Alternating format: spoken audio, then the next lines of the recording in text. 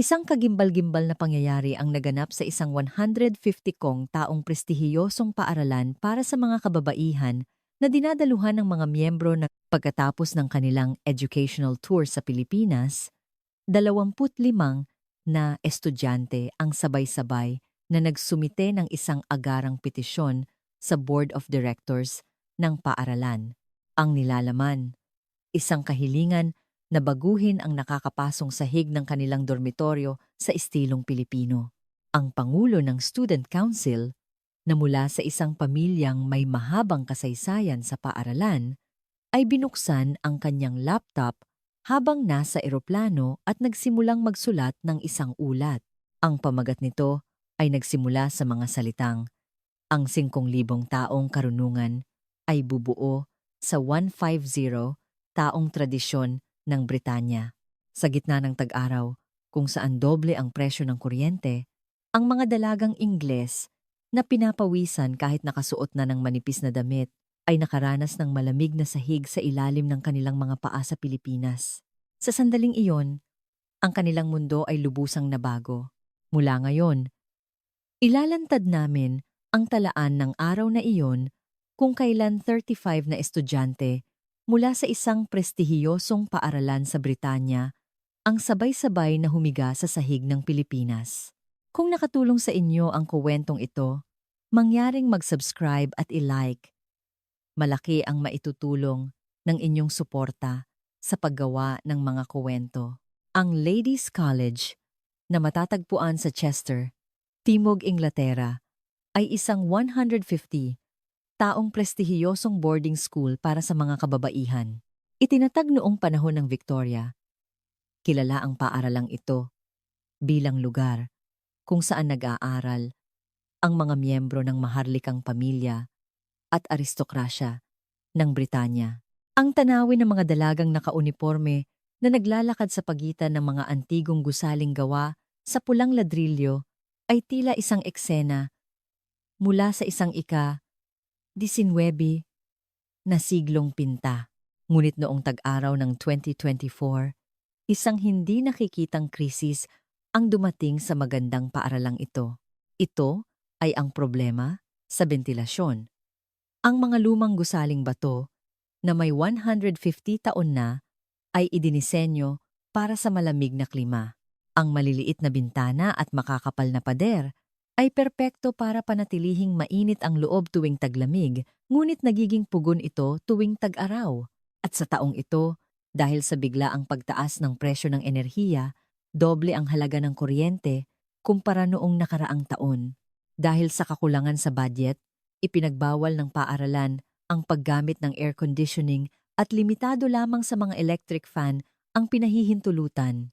Si Charlotte Windsor ay ang Student Council President ng ika-12 sa paaralang ito. Mula sa kanyang lola sa tuhod, lola at ina, 4 na henerasyon na ng kanilang pamilya ang nag-aral dito. Malaki ang kanyang pagmamalaki sa paaralan. Ngunit sa tag-araw na ito, nagsimulang magkaroon ng lamat ang pagmamalaking iyon. Lunes ng umaga, unang linggo ng Hulyo, 6:00 ng umaga. Natatakot si Charlotte na bumangon mula sa kanyang kama sa dormitoryo. Ang hangin sa labas ng kama ay maalinsangan at higit sa lahat, ang sahig ay malagkit at mainit. Maingat siyang tumayo. Ramdam agad ang init na dumadaloy mula sa sahig na kahoy. Kahit nakasuot ng tsinelas, ramdam niya ang init sa kanyang mga talampakan. Habang naglalakad si Charlotte sa pasilyo, patungo sa common bathroom, napansin niyang 8 sa kanyang mga kasamahan sa dormitoryo ay pare-pareho ang itsura. Pawisan, namumula ang mga mukha, at may hawak na pamaypay. Ang kanilang mga galaw ay tila mga miyembro ng isang ekspedisyon sa disyerto. Ang sahig na baldosa ng banyo ay mas lalong nakakadagdag sa init. Isang kaibigan, pagkatapos maligo ay nagreklamo, "Charlotte, hindi ko na talaga kaya ito. Kahit pagkatapos maligo, pakiramdam ko ay lalo akong pinapawisan." Sa umagang pagtitipon, bilang pangulo ng Student Council, kailangang tumayo ni Charlotte sa entablado upang magbigay ng mga anunsyo. Ngunit hirap siyang mag-concentrate dahil sa nakakapasong init sa auditorium. Sa dalangdang estudyante na naroroon, mahigit kalahati ay pawisan at gumagamit ng mga improvised na pamaypay, at ang ilan ay may dalang maliliit na tuwalya para pamunas ng pawis. Ito ang katotohanan sa pinakaprestihiyosong paaralan sa Britanya. Sa oras ng tanghalian, nagtipon si Charlotte kasama ang 25 sa kanyang mga kaklase sa kainan. Habang kumakain ng malamig na salad, may nagsabi, "Hindi naman ganito kainit noong nakaraang taon. Ngayong taon, sobra talaga. Dahil iyan sa gastos sa kuryente, kaya ipinagbawal ng paaralan ang aircon." Sagot ng isa pang kaibigan, "Ganoon din sa amin. Halos himatayin daw si Mama nang makita ang bill ng kuryente." Naisip ni Charlotte, nag-aral din dito ang lola sa tuhod ko, ang lola ko, at ang ina ko. Naranasan din kaya nila ang ganitong kainit na tag-araw? Siguro, ang mainit na tag-araw sa isang tradisyonal na boarding school sa Britanya ay normal lang. Ngunit ang normal na ito ay unti-unting nagiging hindi na matagalan. 8:00 ng gabi, bumalik si Charlotte sa kanyang silid sa dormitoryo. Ang tatlong kasama niya sa kwarto ay nakahiga na sa kani-kanilang kama, nakatutok sa kanila ang mga electric fan. Sinubukan ni Charlotte na umupo sa kanyang desk para gawin ang kanyang takdang aralin, ngunit dahil sa sobrang init, hindi siya makapag-concentrate. Sa huli, humiga na rin siya sa kama at bumulong. Ganito pa rin kainit bukas. Nang gabing iyon, sa ilalim ng manipis na kumot, nag-search si Charlotte sa kanyang smartphone tungkol sa ventilasyon. Traditional British ventilation. History of sash windows. Energy-efficient cooling systems. Ngunit karamihan ay masyadong mahal o imposible nang install sa isang lumang gusali. Napabuntong hininga siya at ibinaba ang telepono. Siguro, ang mainit na tag-araw ay isang kapalaran na hindi maiiwasan. Martes, 2 linggo ng Hulyo. Ang headmistress ay may espesyal na anunsyo sa umagang pagtitipon.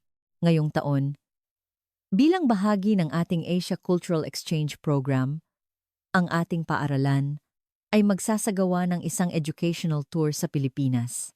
Pipili tayo ng mga interesadong estudyante mula sa ika-12 baitang para sa isang 8 araw, 7 gabing pagbisita sa Maynila at Batangas. Nagsimulang magbulungan ang mga estudyante sa auditorium. Pilipinas? Yung may magagandang beach? Yung sikat sa mga friendly na tao? Walang emosyon na nakinig si Charlotte sa anunsyo. Pilipinas? Siguro para lang makita ang mga beach at mag-shopping. Ano naman kaya ang matututunan ng isang prestihiyosong paaralan na tulad natin doon? Ngunit, ang sumunod na sinabi ng headmistress ay bahagyang pumukaw sa kanyang interes. Kasama sa programang ito, ang karanasan sa tradisyonal na kulturang Pilipino. Partikular, mananatili kayo ng isang gabi sa isang tradisyonal na bahay na tinatawag na bahay na bato. Magkakaroon din kayo ng pagkakataong direktang maranasan ang natatanging sistema ng bentilasyon ng Pilipinas. Sistema G. Ventilasyon. Biglang naging interesado si Charlotte. Hindi pa niya naririnig na magaling sa bentilasyon ang Pilipinas. Pero naku-curious siya kung paano nila hinaharap ang kanilang mainit na klima. Nang gabing iyon, nagsumite si Charlotte ng aplikasyon kasama ang 35 niyang kaklase. Makalipas ang 1 linggo, inilabas ang listahan ng mga natanggap. Tuwang-tuwa ang mga estudyante, ngunit si Charlotte ay may pag-aalinlangan pa rin. Nagsimula siyang magsaliksik tungkol sa Pilipinas, sa library, Pilipinas, isang arkipelago sa Timog Silangang Asya. Average na temperatura sa buong taon, 25 hanggang 34 degrees Celsius. Mas mainit pa kaysa dito. Paano kaya sila nananatiling presko? Natuklasan ni Charlotte ang salitang bahay na bato. Nakasulat doon, passive cooling system. Pinalalamig ang bahay ng walang kuryente? Hindi tulad ng aircon o electric fan? Nag-search pa si Charlotte. ngunit kakaunti ang tiyak na impormasyon. Karamihan ay tungkol sa kasaysayan o kultural na kahalagahan nito at mahirap makahanap ng impormasyon kung gaano talaga ito kaepektibo o kaenerhiya husay. Nabigo siya at isinara ang kanyang laptop. Kailangan ko talagang puntahan para malaman. Gabi bago ang pag-alis, nagtipon ang 25 estudyante sa common lounge ng dormitoryo. Habang nag-iimpake, hindi tulad ng kanyang mga kaibigan na nasasabik. Nagtanong si Charlotte ng isang praktikal na tanong. Ano ba talaga ang inaasahan ninyo sa Pilipinas? Sagot ng isang kaibigan. Siyempre, ang mga beach, mag-shopping sa Greenbelt at pumunta sa mga magagandang cafe. Sumingit ang isa pa. Gusto kong magsuot ng Filipiniana. Ang ganda siguro noon sa Instagram. Nagtanong si Charlotte. Paano yung bahay na bato experience? Ano sa tingin ninyo ang sistema ng bentilasyon doon?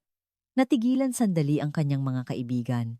Well, kung tradisyonal na bahay sa Asya, siguradong mas luma ang teknolohiya kaysa sa atin. Baka mas mainit pa doon. Paano? Kung mas mainit pa kaysa sa dormitoryo natin. Mapait na ngumiti si Charlotte. Tama. Kung itong 1.5 taong paaralan natin ay ganito na kainit, gaano pa kaya kainit ang isang mas lumang tradisyonal na bahay? Malamang, wala man lang silang electric fan. Isipin na lang natin na cultural experience ito at tiisin na lang natin ng isang gabi. Ngunit maingat na nagsalita ang isang kaibigan, pero sinabi ng headmistress na mararanasan natin ang sistema ng bentilasyon ng Pilipinas. Baka may espesyal doon, sumagot si Charlotte. Kahit gaano pa ka-espesyal, mas mahusay kaya kaysa sa modernong teknolohiya. Ang Britanya ang nanguna sa Industrial Revolution.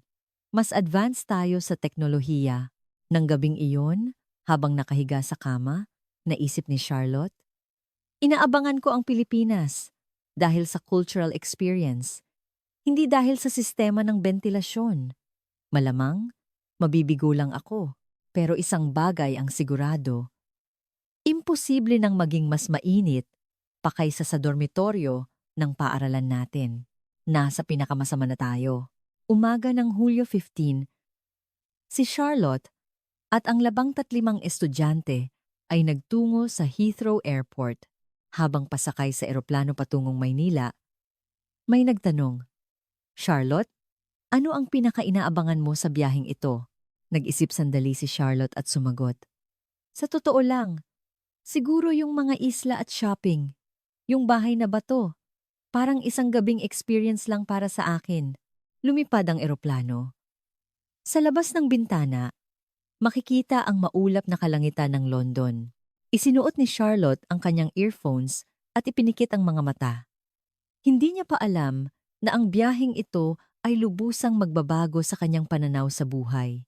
Pagkatapos ng 13 na oras na biyahe, dumating sila sa Ninoy Aquino International Airport noong hapon ng Hulyo 16. Pagod ang 25 estudyante habang papalabas ng immigration. Sinalubong sila ng mainit at mahalumigmig na hangin. Mas mainit pa kaysa sa naranasan nila sa Britanya, sabi ng tour guide. Ngayon, magpapahinga muna tayo sa isang hotel sa Maynila at bukas na natin sisimulan ang ating itinerary. Sa makalawa, pupunta tayo sa Taal, Batangas para sa ating traditional house experience. Mananatili tayo ng isang gabi sa isang bahay na bato guest house. Sa loob ng bus, pinagmasdan ni Charlotte ang tanawin sa labas. Mga matataas na gusali ng Makati, mga neon sign, at mabilis na takbo ng mga sasakyan. Isang modernong lungsod, higit sa kanyang inaasahan. Pero paano kaya ang tradisyonal na bahay? May pag-aalinlangan pa rin si Charlotte. Sa una at ikalawang araw, binisita nila ang Intramuros, Greenbelt, at Bonifacio Global City. Nagsukat sila ng Filipiniana, bumili ng mga pasalubong, at kumuha ng litrato sa mga magagarang cafe. Nasiyahan naman si Charlotte. Ngunit sa isang banda, naisip niya, ito na ba ang lahat? Hulyo 18 alas 3 ng hapon. Araw na? para pumunta sa Taal, Batangas. Habang papasok ang bus sa makipot na kalye, nagsimulang lumitaw ang mga tradisyonal na bahay na may mga bubong na tisa. Namangha ang mga estudyante habang nakatingin sa labas ng bintana. Wow, ang ganda! Kailangan kong kumuha ng litrato. Ngunit naisip ni Charlotte, maganda nga, pero siguradong mainit sa loob niyan. Huminto ang bus at bumaba ang mga estudyante sa harap ng isang bahay na bato guest house. Isang tradisyonal na gusaling may bato sa ibaba at kahoy sa itaas na may malalaking bintana na gawa sa kapis. Masayang bumati ang isang Filipino Cultural Heritage Guide. Welcome!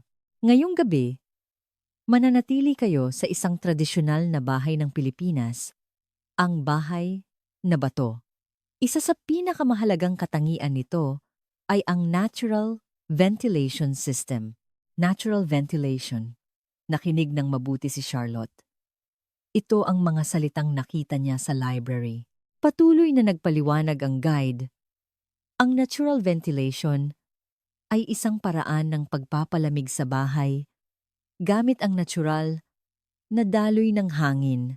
Ito ay isang katutubong teknolohiya na pinaunlad sa arkipelago sa loob ng libu-libong taon upang labanan ang tropikal na klima. Ngayong gabi, personal ninyo itong mararanasan. Dala ang kanilang mga bagahe, pumasok ang mga estudyante sa kani-kanilang silid. Bago sila pumasok, sinabi ng guide, "Sandali, kailangang iwan ang inyong mga sapatos at tsinelas sa pasukan." Sa mga tradisyonal na bahay, hindi kami nagsusuot ng sapin sa paa sa loob. Nagulat si Charlotte. Magtatanggal ng sapatos? Sa ganitong init? Ngunit sumunod siya sa utos. Habang tinatanggal ang kanyang sapatos, handa na siyang tumapak sa sahig na kahoy, ngunit bigla siyang natigilan. May kakaiba. Ang pakiramdam na nagmumula sa sahig ay iba. Hindi ito tulad ng malagkit at mainit na sahig sa kanilang dormitoryo sa Britanya. Maingat na ipinasok ni Charlotte ang isang paa sa loob ng silid. Biglang nanlaki ang kanyang mga mata. Ang sahig ay malamig, hindi mainit. Hindi. Higit pa sa hindi mainit, ito ay malamig. Isang banayad at nakakaginhawang lamig, tulad ng isang batong laging nasa lilim, ang naramdaman niya sa kanyang talampakan. Dali-daling ipinasok ni Charlotte ang dalawa niyang paa sa loob ng silid. Ang lamig ay kumalat sa buo niyang talampakan. Hindi makapaniwalang tumingin siya sa sahig. Ano to? Ang tatlong kasama niya ay may parehong ekspresyon. Maingat na nagtanong ang isang kaibigan. Charlotte, nararamdaman mo rin ba? Malamig ang sahig na ito, tama? Dahan-dahang tumango si Charlotte. Oo, malamig. Pero paano? Wala namang aircon. Nakangiting sinabi ng guide mula sa labas ng pinto. Iyan ang mahika ng disenyo ng bahay na bato. Ang sahig na kahoy ay nakakatulong magpanatiling malamig. Ang mataas na kisame, malalaking bintana, at ang mga ventanilya sa ilalim ng bintana ay nagpapahintulot sa hangin na malayang dumaloy. Hindi nito pinapainit ang hangin tulad ng aircon. Pinapalamig nito ang buong estruktura. Lumuhod si Charlotte at hinawakan ang sahig. Ang makinis na kahoy na sahig ay may banayad na lamig. Lubos na kaiba sa mainit na sahig ng kanilang dormitoryo sa Britanya. Sa kanyang 17 taong buhay, ito ang unang beses na nakaranas siya ng natural na malamig na sahig. Namanghang sinabi ng isang kasama, "Ang galing nito. Sa dormitoryo natin, kahit may electric fan, palaging mainit ang sahig." Sumagot si Charlotte, "Tama, kaya lagi tayong nag-aalangan na maglakad ng nakayapak. Pero dito, parang masarap maglakad ng walang sapin sa paa." Sa sandaling iyon, napagtanto ni Charlotte na lubos siyang nagkamali tungkol sa Pilipinas, sa bahay na bato, at sa kanilang paraan ng pamumuhay. Habang namamangha si Charlotte sa lamig ng sahig, isang malakas na sigawan ng tuwa ang narinig mula sa pasilyo. Ang kanyang mga kaibigan sa kabilang silid ay nakakaranas din ng parehong bagay. Ano to? Malamig ang sahig. Totoo ba? Ang kwarto din namin. Labas kayong lahat. Ang 35 na dalagang Ingles ay naglabasan mula sa kani-kanilang silid at nagtipon sa pasilyo. Lahat ay may ekspresyon ng pagkasabik at sabay-sabay na nagsalita. Malamig din ba ang sahig sa kwarto ninyo? Oo, ang galing. Nasaan ang aircon? Wala. Malamig lang talaga ang sahig. Nakangiting itinaas ng Filipino guide ang kanyang kamay para patahimikin ang mga estudyante. Mga binibini, tanggalin ang inyong mga sapatos at magtipon tayo sa sala. Ipapaliwanag ko ng maayos ang tungkol sa disenyo ng bahay na bato. Nagunahan ang mga estudyante papasok sa pinakamalaking silid, ang sala. Pagpasok nila, muli silang nagulat. Ang sahig ng sala ay ganoon din kalamig. Sa katunayan, kahit mas malawak ang espasyo kaysa sa mga silid, pantay ang lamig na nararamdaman. Hinawakan ni Charlotte ang iba't ibang bahagi ng sahig at halos pareho ang temperatura. At noon, isang hindi inaasahang bagay ang nangyari. Isang estudyante, dahil sa sobrang pagkamangha, ay humiga sa sahig. Ang sarap! Ito na yun! Nang makita ito, isa-isang humiga rin ang ibang estudyante. Nag-alinlangan si Charlotte. Ngunit, dahan-dahan din siyang humiga sa sahig. Sa sandaling iyon, isang pakiramdam ng ginhawa ang bumalot sa buong katawan ni Charlotte. Ang kanyang likod, baywang, binti, hanggang sa dulo ng kanyang mga paa ay nakaramdam ng lamig mula sa sahig. Ito ay isang bagay na hindi kailanman magagawa sa kanilang dormitoryo sa Britanya. Ang paghiga sa mainit na sahig ay hindi maisip. Ngunit dito, ang sahig ang pinakakomportableng lugar. Ang 25 estudyante ay nakahiga na parang bituin sa sahig ng sala ng bahay na bato, nakatingin sa kisame. Lahat ay may masayang ekspresyon. Para akong nasa langit, bulong ng isang estudyante. Ipinikit ni Charlotte ang kanyang mga mata at bumulong. Sa loob ng 17 taon, hindi ko alam na may ganitong klaseng sahig pala. Mahinahon na, nagsalita ang guide. Ang nararamdaman ninyo ngayon ay ang resulta ng daan-daang taong karunungan. Alam na ng mga Pilipino, noon pa man kung paano magdisenyo ng mga bahay na nananatiling malamig. Noong una, gumagamit sila ng mga materyales tulad ng nipa at kawayan, at sa panahon ng mga Espanyol, pinagsama nila ang kanilang kaalaman sa bato at kahoy upang likhain ang bahay na bato. Isang estudyante ang nagtaas ng kamay at nagtanong, "Kung gayon, mas mahusay po ba ito kaysa sa air conditioning?" Tumango ang guide. Sa maraming paraan. Oo, ang aircon ay lumilikha ng artipisyal na lamig na nagpapainit sa labas. Pero ang natural ventilation ay gumagamit ng daloy ng hangin. Ang init ay umaakyat sa mataas na kisame at lumalabas, habang ang mas malamig na hangin ay pumapasok sa ibaba. Kahit 32 degrees Celsius sa labas, ang loob ay maaaring manatiling komportable sa 25 degrees Celsius nang walang kuryente. Nagulat si Charlotte at napaupo. 25 degrees Celsius? Sa aming paaralan, kahit bukas ang lahat ng electric fan, mainit pa rin sa loob, ngumiti ang guide. Iyan ang kagandahan ng disenyong ito. Ito ay tinatawag na passive cooling, kung saan nananatiling presko ang iyong paligid nang hindi gumagastos ng malaking enerhiya. Ang mga modernong gusali na may mababang kisame at selyadong bintana ay kabaligtaran. Nagtanong ang isa pang estudyante. Kung gayon, mas kaunti rin po ba ang ginagamit nitong enerhiya? Sumagot ang guide. Siyempre, ayon sa mga pag-aaral, ang mga gusaling may mahusay na passive cooling design ay maaaring makabawas ng hanggang 40% sa pangangailangan para sa air conditioning. Mas mababa ang gastos para mapanatili ang komportableng temperatura. Nagkatinginan ng mga estudyante. Lahat sila ay may iisang iniisip. Kung ganoon, kung gagamitin ng ating paaralan ang prinsipyong ito, makakatipid tayo sa kuryente at magiging mas komportable tayo. Dali-daling nagtanong si Charlotte. Pero sa Pilipinas lang po ba ito matatagpuan? Hindi po ba ito ginagamit sa ibang bansa? Ngumiti ang guide at sumagot, hindi. Sa kasalukuyan, kumakalat na ito sa buong mundo. Maraming sikat na arkitekto ang kumukuha ng inspirasyon mula sa tradisyonal na arkitektura ng Timog Silangang Asya. Ngayon, mga gusali tulad ng ilang bahagi ng Gardens by the Bay sa Singapore at mga eco-friendly na resort sa buong mundo ay gumagamit ng mga prinsipyo ng natural na bentilasyon. Nagulat ang mga estudyante.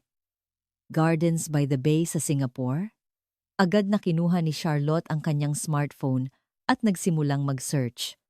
Totoo lahat, maging ang mga advanced na bansa ay gumagamit na ng mga sinaunang prinsipyo ng pagpapalamig. Isang estudyante ang nagsalita na may halong pagkadismaya. Tayo lang pala ang hindi nakakaalam. Bakit hindi ito ginagamit ng ating paaralan? Mariing sinabi ni Charlotte. Tayo ang magbabago niyan. Pagbalik natin sa paaralan, imungkahi natin ito sa board. Kung 35 tayong sabay-sabay na magsasalita, hindi nila tayo maaaring baliwalain. Nang gabing iyon, ang 35 estudyante ay umupo sa malamig na sahig habang kumakain ng hapunan.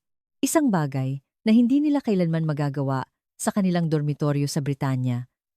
Dahil sa mainit na sahig, palagi silang kumakain sa mesa o sa kama. Ngunit dito, ang sahig ang pinakakomportabling lugar. 10:00 ng gabi, oras na para matulog. Naglatag ng banig si Charlotte, kasama ang kanyang mga kasama sa kwarto at humiga. Kahit sa sahig at hindi sa kama, ang lamig na yumayakap sa kanyang likod at binti ay napakakomportable. Bumulong ang isang kasama. Charlotte, parang ayoko nang matulog sa kama. Mas gusto ko na itong sahig. Tumingin si Charlotte sa kisame at naisip, ako rin. Ang electric fan at mainit na sahig na itinuring nating normal sa buong buhay natin ay hindi pala komportable. Ang sagot na alam na ng mga sinaunang tao, ngayon lang natin nalaman, ng gabing iyon, ang 25 na dalagang Ingles ay nakatulog ng mahimbing sa unang pagkakataon sa isang natural na malamig na sahig. Kinaumagahan, 7:00. Nagising si Charlotte na may magaan na pakiramdam. Karaniwan sa dormitoryo sa Britanya, ayaw niyang bumangon tuwing umaga, ngunit ngayon ay iba. Dahil malamig ang sahig, hindi mahirap bumangon. Ang 3 kasama niya sa kwarto ay may parehong reaksyon. Pagkatapos ng almusal, tinipon ng Filipino Heritage Guide ang 25 estudyante sa sala. Ngayon, ibabahagi ko sa inyo ng mas detalyado ang mga prinsipyo at kasaysayan ng arkitekturang Pilipino. Sasagutin ko ang inyong mga katanungan. Binuksan ng guide ang kanyang laptop at sinimulan ang presentasyon. Ang unang slide ay nagpakita ng mga larawan ng mga sinaunang bahay kubo. Ito ang mga sinaunang tirahan ng mga Pilipino na may mga bakas na natagpuan libu-libong taon na ang nakalilipas. Ang disenyo na nakataas mula sa lupa ay nagpapahintulot sa hangin na dumaloy sa ilalim na nagpapalamig sa sahig. Namangha ang mga estudyante habang nakatingin sa screen. Nagtaas ng kamay si Charlotte. Ibig sabihin, ito ay isang teknolohiya na libu-libong taon na? Tumango ang guide. Oo, tama.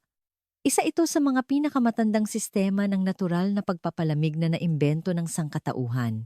Ang sumunod na slide ay nagpakita ng istruktura ng tradisyonal na bahay na bato. Ang bahay na bato ay isang ebolusyon. Ang ibabang bahagi na gawa sa bato ay nananatiling malamig, habang ang itaas na bahagi na gawa sa kahoy ay humihinga.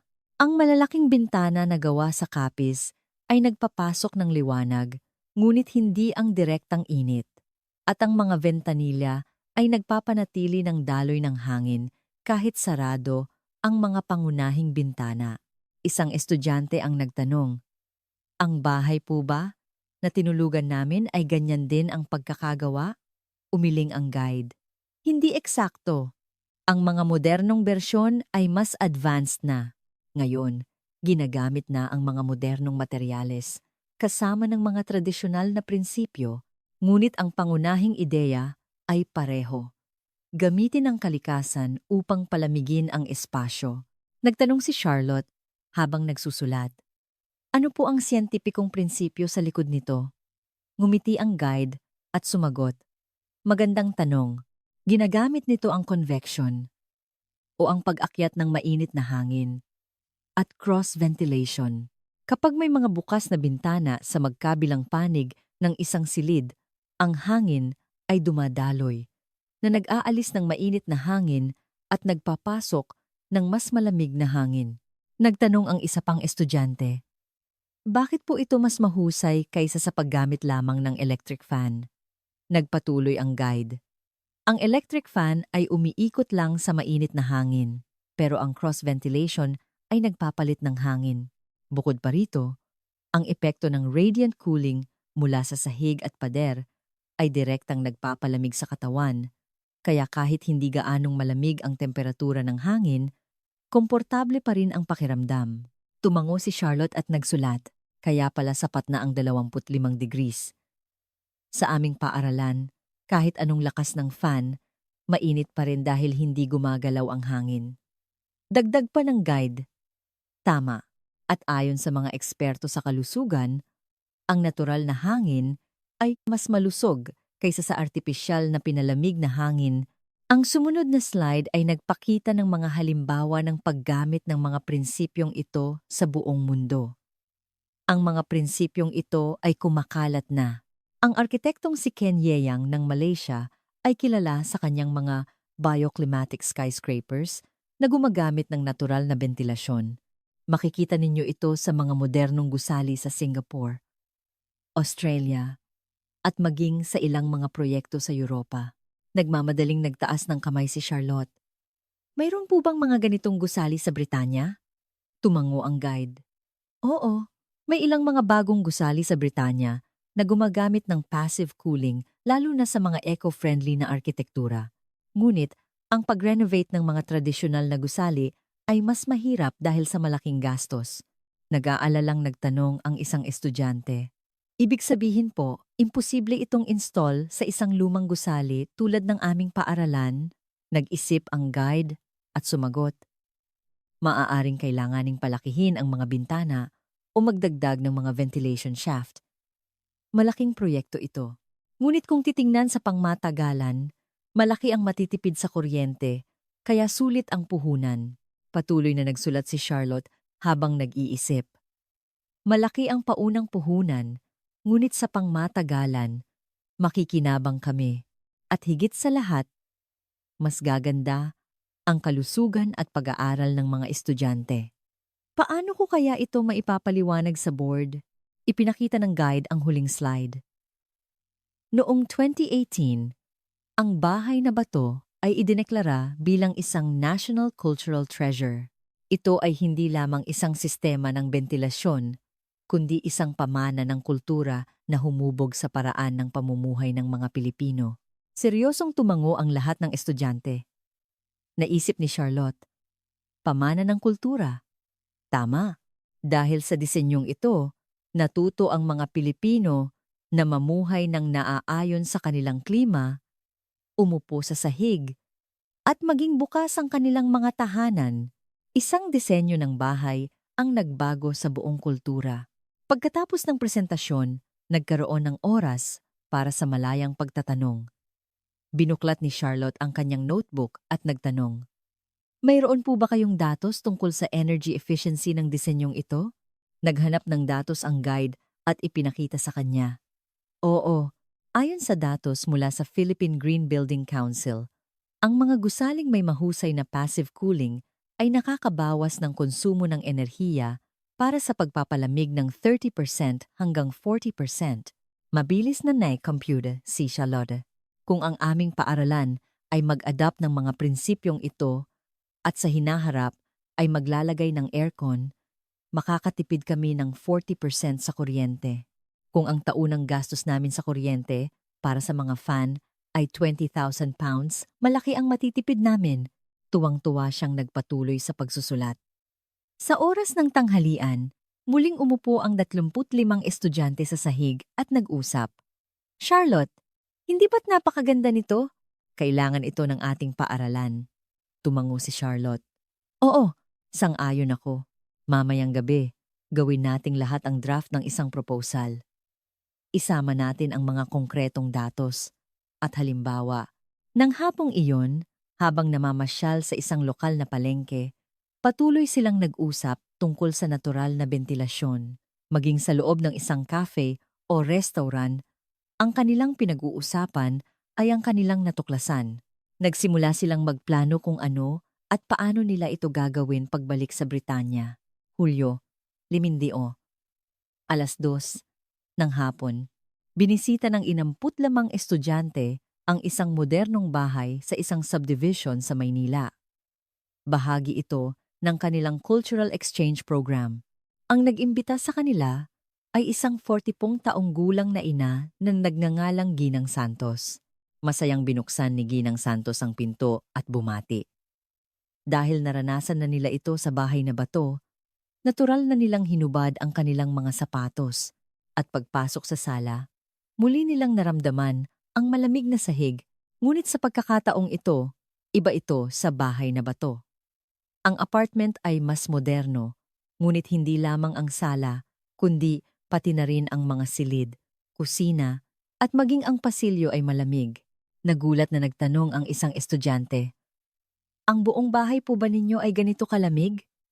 Ngumiti si Ginang Santos at sumagot. Oo, karamihan sa mga bahay sa Pilipinas, kahit moderno, ay idinisenyo para sa magandang daloy ng hangin. Maging ang sahig ng banyo ay hindi mainit. Banyo? Hindi makapaniwala ang mga estudyante. Sa Britanya, ang banyo ay isa sa pinakamainit na lugar tuwing tag-araw. Binuksan ni Ginang Santos ang pinto ng banyo. Pumasok ang ilang estudyante at hinawakan ang sahig. Totoong hindi ito mainit, nagtanong si Charlotte. Paano po kayo namumuhay dito tuwing tag-araw? Sumagot si Ginang Santos. Kahit tag-araw, madalas ay hindi namin kailangan ng aircon lalo na kung mahangin. Sapat na ang bukas na bintana, nagulat ang mga estudyante. Sa Britanya, kahit sa loob ng bahay, kailangan nilang magtiis sa init. Isang estudyante ang nagsabi ng may inggit. Sa amin po, ayaw naming bumangon sa kama tuwing umaga. Napakainit ng sahig. Tumango si Ginang Santos. Nakatira ako sa London dati. At naaalala ko kung gaano kainit ang mga bahay doon tuwing summer. Laging selyado ang mga bintana. Inanyayahan ni Ginang Santos ang mga estudyante na umupo sa sahig ng sala. Dito kayo umupo. Mahilig kaming mga Pilipino na umupo sa sahig. Natural na umupo ang mga estudyante sa sahig. Naramdaman nila muli ang komportableng pakiramdam na naranasan nila sa bahay na bato. Lumabas mula sa kanyang silid ang teenager na anak ni Ginang Santos at bumati. Hello, ako po si Bea. Mahusay mag-Ingles si Bea. Nagtanong si Charlotte. Bea, paano ka nabubuhay sa bahay tuwing tag-araw? Ngumiti si Bea at sumagot. Lagi akong nakahiga sa sahig ng kwarto ko habang gumagawa ng homework. Nagbabasa o nagse-cellphone. Dito ang pinakamalamig at pinakakomportable. Nagkatinginan ang mga estudyante. Sa Britanya, hindi nila maiisip na gumawa ng takdang aralin sa sahig. Dahil sa init, palagi silang kailangang gumamit ng mesa o kama. Nakakainggit, sabi ng isang estudyante. Kami, kailangan laging nasa mesa. Habang naghahanda ng malamig na inumin, nagtanong si Ginang Santos. Kamusta naman ang dormitoryo sa paaralan ninyo sa Britanya? Napabuntong hininga si Charlotte at sumagot. Sa totoo lang, napakainit po, lalo na ngayong taon na mataas ang presyo ng kuryente. Kailangan naming magtiis sa init. Kahit sa loob ng aming mga silid, nagulat si Ginang Santos. Talaga? Kung ganoon, napakahirap sigurong bumangon sa umaga. Tumango si Charlotte. Opo, ayaw naming lumabas ng kama dahil napakainit ng sahig. Ngunit nang maranasan namin dito ang natural na bentilasyon, Napagtanto namin kung gaano kami kahindi komportable. Seryosong sinabi ni Bea. Hindi ko pa naranasan tumira sa isang bahay na walang magandang daloy ng hangin. Sa Pilipinas, lahat ng bahay ay idinisenyo para dito. Hindi ko maisip kung paano mamuhay sa isang mainit na sahig. Mapait na ngumiti ang mga estudyante. Inalok ni Ginang Santos. Gusto ninyong makita ang iba pang bahagi ng bahay? Tumayo ang mga estudyante at pumasok sa bawat silid. Ang master bedroom, maliit na silid, at maging ang walk-in closet ay may magandang daloy ng hangin. Pumasok si Charlotte sa maliit na silid at humiga sa sahig. Isang komportableng lamig ang yumakap sa kanyang likod. Tumabi sa kanya si Bea at sinabi, "Dito ang paborito kong lugar para umidlip tuwing tag-araw. Dahil malamig ang sahig, hindi ko na kailangan ng aircon." May inggit na sinabi ni Charlotte. "Ang sarap! Sana ganito rin ang dormitoryo ng aming paaralan." Pagbalik sa sala at habang umiinom ng tsaa, nagtanong si Ginang Santos, "Wala po bang plano ang inyong paaralan na improve ang bentilasyon?" Seryosong sumagot si Charlotte. "Wala pa po. Ngunit pagbalik namin, magsusumite kami ng proposal sa board. Ipapaliwanag namin lahat ng aming naranasan dito at kung gaano kaganda ang natural na bentilasyon." Pinalakas ni Ginang Santos ang kanilang loob. Magandang ideya iyan. Ang natural na bentilasyon ay isang napakagandang sistema. Nakakatipid ito sa enerhiya, mabuti sa kalusugan, at higit sa lahat, komportable.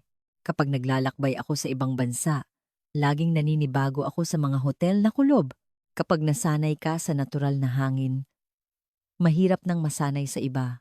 5:00 ng hapon, nang matapos ang kanilang pagbisita, nalungkot ang mga estudyante habang isinusuot ang kanilang mga sapatos sa pasukan. "Pakiramdam ko, babalik na naman kami sa isang pugon," sabi ng isang estudyante.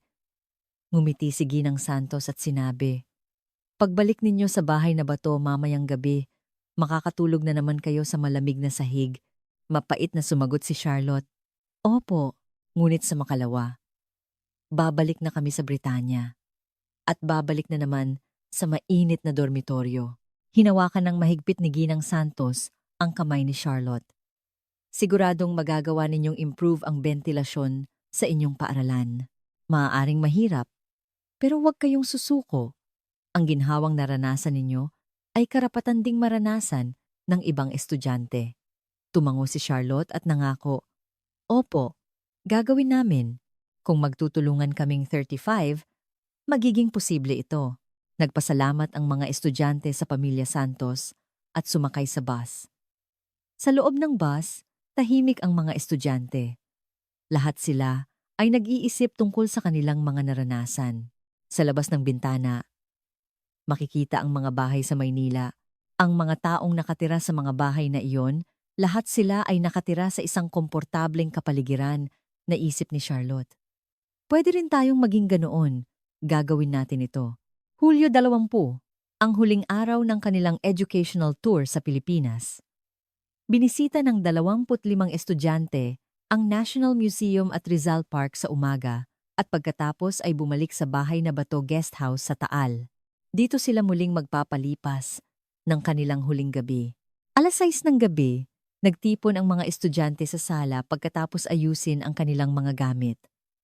Binuksan ni Charlotte ang kanyang laptop at sinabi, "Ngayong nandito na tayong lahat, mag-usap tayo. Bukas, babalik na tayo sa Britanya. Bago iyon, may kailangan tayong pagdesisyunan. Ang pagbabago sa dormitoryo ng ating paaralan gamit ang mga prinsipyo ng natural na bentilasyon." Lahat ng estudyante ay seryosong tumango. Nagpatuloy si Charlotte, "Sa nakalipas na 4 na araw, nag-aral ako at nangalap ng datos. Ngayon, kailangan nating bumuo ng isang konkretong proposal. Isusumite nating 35 ito sa board." Nag-aalalang sinabi ng isang estudyante. "Pero papakinggan kaya tayo ng board? 150 taon na ang gusali ng ating paaralan. Kailangang sirain ang mga pader at palakihin ang mga bintana. Mariing sumagot si Charlotte. Kaya, kailangan natin ng isang mapanghikayat na proposal. Kailangan nating gamitin ang lohika at datos, hindi emosyon. Ipinakita ni Charlotte ang screen ng kanyang laptop sa mga estudyante. Tingnan ninyo ang mga datos na inipon ko. Una, energy efficiency. Ang mga prinsipyong ito ay makakabawas ng konsumo ng enerhiya ng 30% hanggang 40%. Kung ang taunang gastos ng ating paaralan sa kuryente ay £20,000 para sa mga fan, makakatipid tayo ng higit sa £8,000 taon-taon. Namangha ang mga estudyante. £8,000! Kung ganoon, mababawi natin ang puhunan sa loob ng ilang taon. Tumango si Charlotte. Tama! Kahit malaki ang paunang puhunan, sa pangmatagalan, makikinabang tayo. At bukod pa riyan, nagbibigay ng grants ang gobyerno ng Britanya para sa mga energy-saving buildings. Ano ang ikalawang dahilan? Tanong ng isa pang estudyante. Inilipat ni Charlotte ang slide. Ikalawa, kalusugan at kapaligiran sa pag-aaral. Ang maalinsangang hangin ay nagdudulot ng sakit at nagpapababa ng productivity. Alam ninyo kung gaano karami ang nagkakasakit sa atin tuwing tag-araw dahil sa init. Ang natural na bentilasyon ay mabuti para sa kalusugan. Sumang-ayon ang isang estudyante. Tama, noong nakaraang summer, 1 linggo akong absent dahil sa heat stroke. Nagpatuloy si Charlotte. At gaganda rin ang ating kapaligiran sa pag-aaral. Kapag presko ang paligid, malaya tayong makakaupo at makakahiga kahit saan. Mas magiging komportable tayong mag-aral sa library o lounge. Nagtaas ng kamay ang isang estudyante. May pangatlong dahilan pa ba? Ngumiti si Charlotte at sumagot. Siyempre, pangatlo. Imahe bilang isang prestihiyosong paaralan. Ipinagmamalaki ng ating paaralan ang 150 pungtong taong tradisyon. Ngunit ang ating sistema ng bentilasyon ay luma na. Maging ang mga modernong gusali sa Europa ay gumagamit na ng mga eco-friendly na disenyo. Kung gagawin natin ito, makikilala tayo bilang isang makabagong paaralan. Nagpalakpakan ng mga estudyante. Charlotte, perpekto. Sa ganitong paraan, hindi tayo maaaring baliwalain ng board. Seryosong sinabi ni Charlotte. Ngunit, hindi sapat ang proposal lang. Kailangan nating 35 na personal na mag-present sa harap ng board. At kailangan nating ibahagi ng malinaw ang ating mga karanasan. Iminungkahi ng isa pang estudyante. Hatiin natin kung sino ang magsasabi ng ano. Tumango si Charlotte. Sige, ako na sa bahagi ng datos at lohika. Ikaw sa kalusugan at pag-aaral. Ikaw naman sa mga halimbawa sa ibang paaralan. Hati-hatiin natin ang mga gawain. Umupo ang mga estudyante sa sahig at hinati ang mga papel. Inayos ng bawat isa ang kanilang bahagi at nag-ensayo kung paano ito sasabihin. Hindi nila namalayan ang oras sa paghahanda. 10:00 na ng gabi nang magsalita si Charlotte. Hanggang dito na lang muna tayo ngayon. Pwede nating ipagpatuloy ang paghahanda sa eroplano bukas. Habang papunta na ang mga estudyante sa kani-kanilang silid, tahimik na nagsalita ang isang estudyante. Charlotte, ayoko nang umalis dito bukas. Gusto ko na itong malamig na sahig. Tumango ang ibang estudyante bilang pagsang-ayon. Ako rin. Nalulungkot akong isipin na babalik na naman tayo sa mainit na sahig. Mariing sinabi ni Charlotte. Kaya nga kailangan nating itong baguhin. Sa susunod na tag-araw, ang dormitoryo ng ating paaralan ay magiging ganito na rin kapresko. Posible ito kung hindi tayo susuko. Determinado ang ekspresyon ng mga estudyante habang tumatango. Nang gabing iyon, 11:00. Humiga si Charlotte kasama ang kanyang mga kasama sa kwarto. Ito na ang huling beses na mararamdaman nila ang malamig na sahig. Bumulong ang isang kasama. Charlotte, sa tingin mo magtatagumpay tayo? Tumingin si Charlotte sa kisame at sumagot. Oo, magagawa natin. Naranasan na natin ito. Alam natin kung gaano ito kaganda. Kailangan lang nating iparating ang karanasang iyon sa iba. Gusto kong matulog sa ganito kalamig na sahig sa susunod na tag-araw. Sa aming paaralan, sabi ng isa pa. Determinado na sinabi ni Charlotte, mangyayari iyon. Tiyak. Walang imposible kung tayong 35 ay magkakasama. Tahimik na nakatulog ang mga estudyante. Sa kanilang huling gabi, ang malamig na sahig ay nagbigay sa kanila ng pag-asa. Tila imposible ang pagbabago, ngunit nasimulan na nila ito. Umaga ng Hulyo 21, alas 7. Hindi maitago ni Charlotte at ng 25 estudyante ang kanilang panghihinayang habang nag-iimpake. Habang hinahaplos ang sahig ng bahay na bato sa huling pagkakataon, sinabi ng isang estudyante, "Pwede kayang iuwi ang sahig na ito?" Nagtawanan sila, ngunit may bahid ng katotohanan sa kanilang tawa.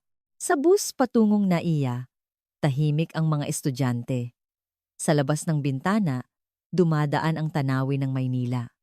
Binuksan ni Charlotte ang kanyang laptop at muling sinuri ang proposal, datos, mga halimbawa, lohika, lahat ay perpekto. Ngunit may isa pang kailangan. Katapatan. Habang naghihintay sa airport lounge, muling tinipon ni Charlotte ang 35.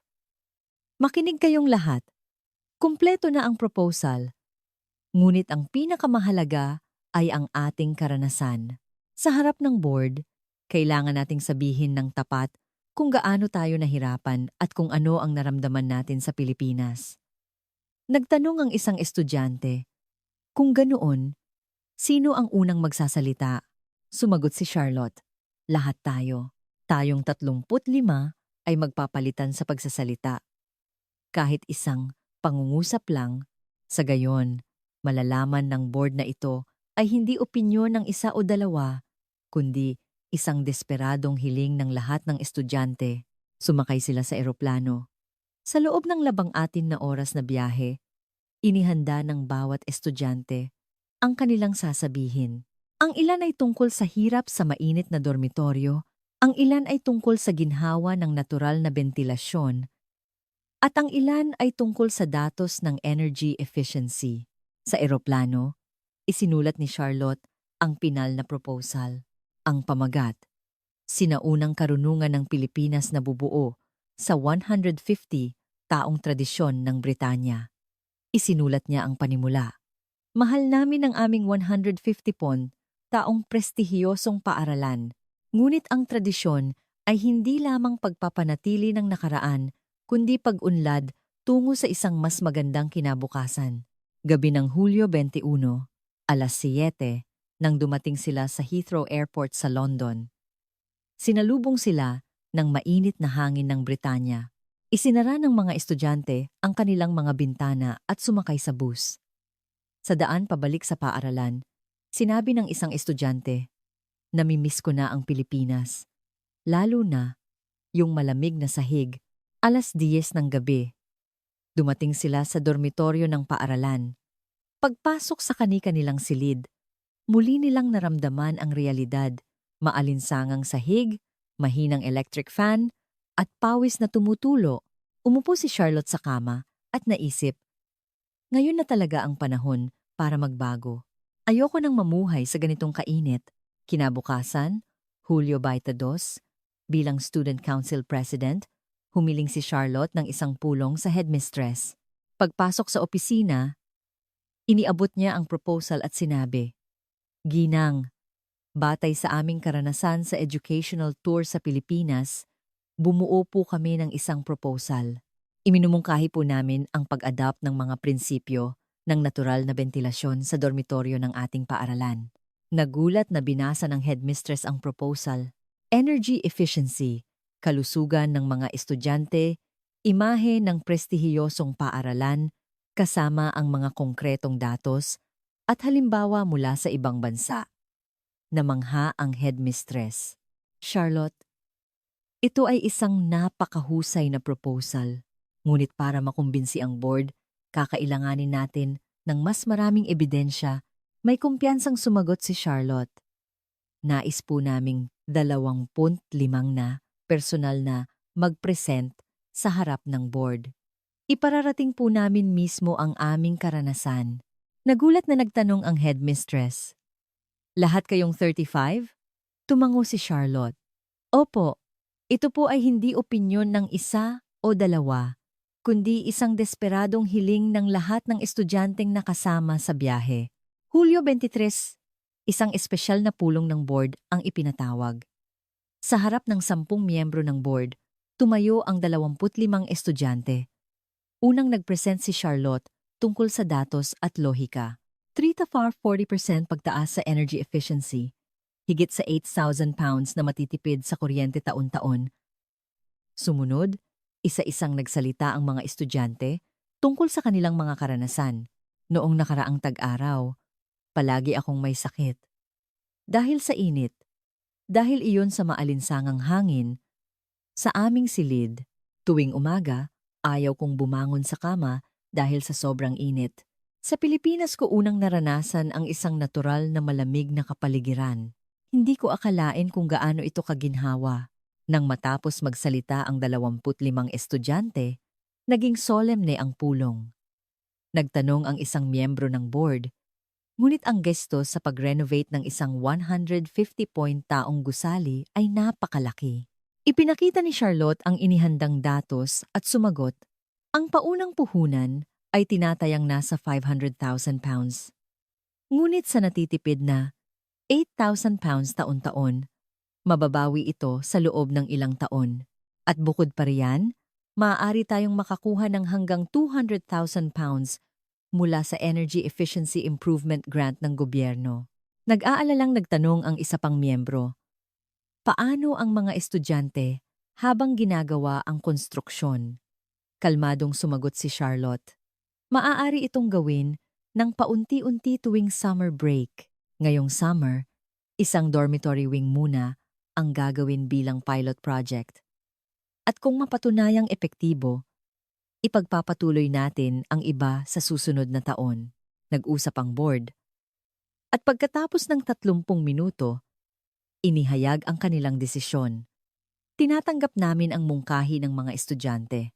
Ngayong summer, sisimulan natin ang pilot project sa isang dormitory wing upang subukan ang mga prinsipyo ng natural na bentilasyon at pagkatapos suriin ang epekto, pag-aaralan natin ang pagpapalawak nito sa buong paaralan.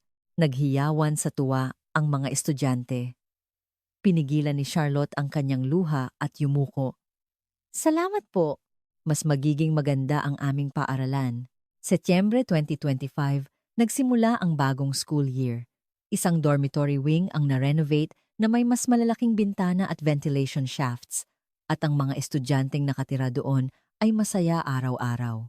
Ang ibang estudyante ay naiinggit at humiling na sa susunod na taon, ang kanilang dormitoryo naman ang ayusin. Pinili ni Charlotte ang kasaysayan at agham ng arkitekturang Pilipino bilang paksa ng kanyang thesis. Sa konklusyon ng kanyang papel, isinulat niya, ang sinaunang karunungan na pinaunlad ng mga Pilipino ay hindi lamang isang sistema ng bentilasyon.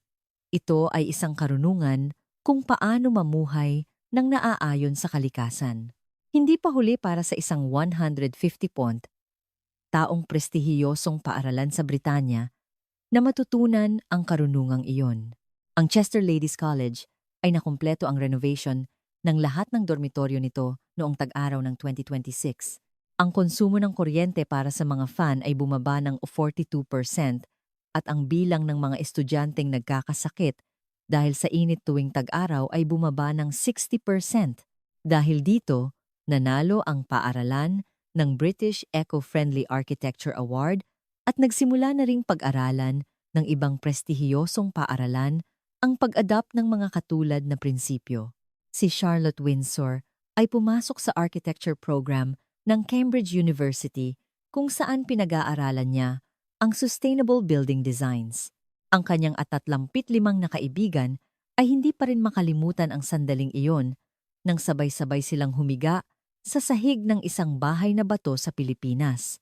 Ang libu-libong taong karunungan ay naging isang bagong tradisyon na ngayon sa isang prestihiyosong paaralan sa Britanya. At ngayon, sa isang lugar sa mundo, may mga taong natutuklasan ang halaga ng isang malamig at preskong sahig. Dito nagtatapos ang kuwento ng 45 estudyante mula sa isang prestihiyosong paaralan sa Britanya na namangha sa karunungan ng Pilipinas.